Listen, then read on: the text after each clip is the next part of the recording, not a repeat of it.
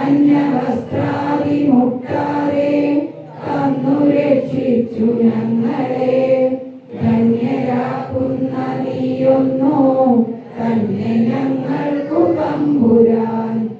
ആഴിയും തിരയും കാറ്റും ആഴവും പോലെ ഞങ്ങളും മായയും നിന്മഹിമയും നീയുമെന്നുള്ളിലാകണം.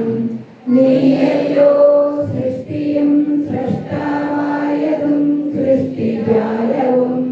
നീയല്ലോ ദൈവമേ സൃഷ്ടിക്കുള്ള സാമഗ്രിയായതും.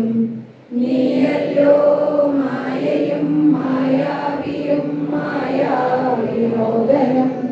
നീയല്ലോ മായയെ നീക്കി സായുജ്യം നൽകുമാറിനും.